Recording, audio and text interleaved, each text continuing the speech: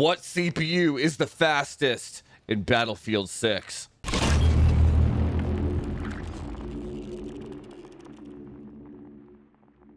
So we're going to jump right into it. We are benchmarking the open beta of Battlefield 6. We're going to be using a 14900KS max-tuned system versus a 9800X3D max-tuned system. Now, if you are envious of the FPS numbers that you see in this video and you want to learn how to max-tune your system, framechasers.org/education. Over $100,000 in sales and climbing. The community has spoken. That course is the #1 way to get your PC running the way it should be.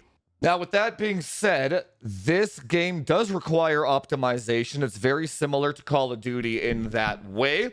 You can't just launch the game and run it out of the box. I think I was getting like 180 FPS just stock. It was horrendous, right? But here are the graphics settings that I am using. It's pretty much just 1440p, VSync off, and all the settings are on low for today. We're doing a CPU benchmark, not a graphics card benchmark, so we're turning everything off today. For those of you that have the optimization course, I will be adding a module on how to specifically optimize this game in the optimization course. So we're going to start benchmarking with the Intel CPU first. I figure we can just do a conquest and a domination, and then we'll hop on the AMD rig and do the exact same thing. On that note, my boy Raheem in the Discord got me the key to benchmark this game early for you guys. So shout out to him for actually helping the channel out and getting me that beta key. So I'm going to try and benchmark both CPUs in kind of a gunfight with a bunch of assets everywhere and stuff. I'm not going to just kind of do a straight line train tracks. For you OGs, you remember the train tracks. You can kind of see right away that the Intel CPU is pulling about 200 watts in this game. It's pretty crazy. I've never actually seen my CPU go above 120 watts in a game before. This is the first one. We got about 270 FPS, 223 in the lows. Very playable. The CPU is pulling a shit ton of power. I'm not gonna lie. That's insane. But yeah, 200 in the lows, 240 here. Lots of assets. We are using RTX 5090s for these tests. This is pretty fun, not gonna lie. Okay, so we'll do one more run here, but it seems like it's about 180 in the lows on the Intel CPU here. In gunfights in the middle of a city with assets. Okay, this is pretty crazy. So the CPU is actually pulling 215 watts now. That's insane. That's actually I would actually probably go ahead and undervolt the CPU or something. That's a lot. The FPS is there though, but my God. So it looks like on average, it was about 250 to 260 in the average, 185-ish in the lows on the Intel system in a Conquest large map. So let's go throw in the AMD rig now and try the exact same thing. Okay, so we're on the AMD rig now, all the same settings, 1440p, everything on low, etc. You can see the CPU is pulling significantly less power in the menu already. Legit, when it comes to power draw, Intel's got a long way to go, man. But we aren't interested in power draw on this channel. Actually, maybe in this game, This game might be an exception, but we're only concerned about the gameplay experience and those 1% lows. Okay, so let's get into the middle of a city here where there's lots of assets. Kind of get into a gunfight. Oh yeah, see the AMD CPU is pulling 150 watts too. That's more than I've ever seen. Come on, man. I just loaded in. 185 in the lows. Looks the same.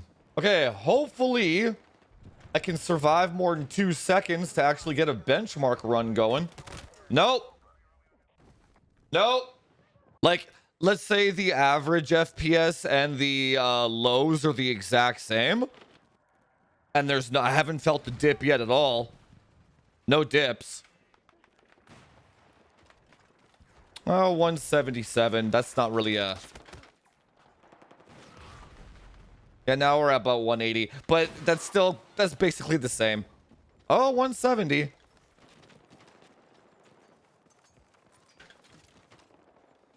It looks like maybe depending on the density of the area, it can go a bit lower than Intel. Let's see. Oh. Hey, there's a victory dip there. Did you see that? When that thing popped up? That doesn't count, though. That doesn't count. Look at this. 160 consistent in the tree here in the shrubbery. We might have to go back to the Intel system. Iberian offensive in the shrubbery. King's Battery. Okay, so I gotta come back here with the Intel system. Okay, so thankfully I spawned on the other side of the map, so we should be able to get to that shrubbery. Hopefully just straight beeline it there. Not too much issue. Oh yeah, the AMD CPU doesn't like the shrubbery. 160! What? So it's consistent.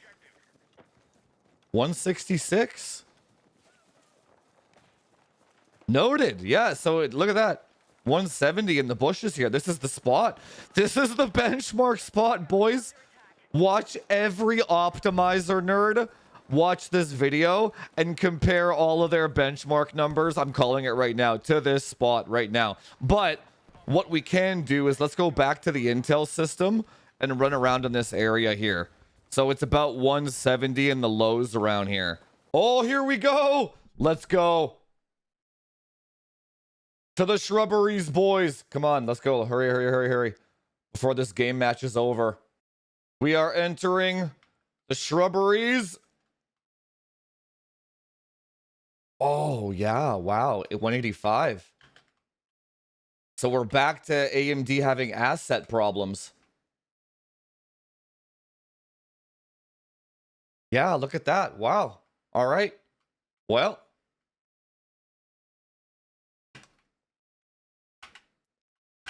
So Intel does have the W in this game. What was the AMD one? Like 165? It's functionally the same. Like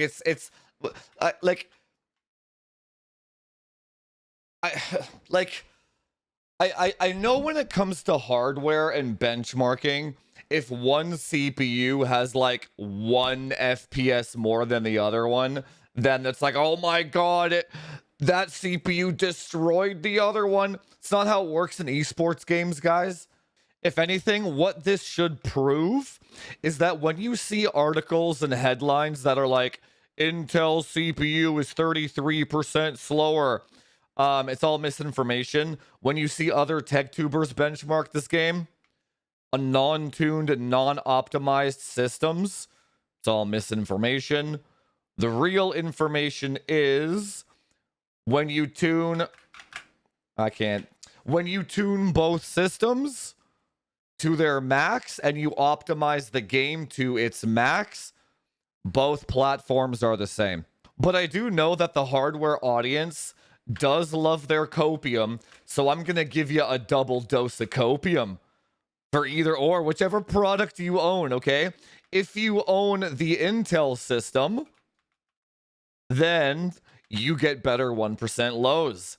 If you own the AMD system, then you get functionally the exact same performance for 90 watts less. So no matter which one you got, you're the winner, okay? You win. No matter what product you bought, congratulations, you win at something. So that whole time I was playing and benchmarking on the AMD CPU, I did not experience a single kind of stutter or dip or judder. So Battlefield specifically works very well on the 9800 X3D. Also, again, keep in mind this is with my own custom OS install, fresh, brand new drivers, fully optimized and tuned, etc. But again, functionally, you can compete just fine on either platform in this game specifically. Now, the only caveat I would add to that is if you are building a small form factor PC or an ITX box, you're really gonna not want to buy an Intel CPU just for this game because, again, I've never seen my CPU pull 210 watts. And also, I've never seen my AMD CPU pull 110 watts. So this game specifically pulls a shit ton of power from the CPU. So if you have high energy costs or if you're constrained on cooling performance, get the AMD CPU for sure. Don't forget, I will be adding the module in the PC optimization masterclass on how to tune this game specifically.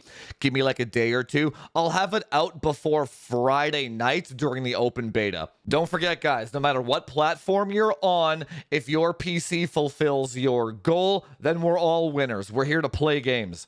I hope you learned something, and I hope this content provided value to you, and I'll see you guys in the next one. Talk to you later.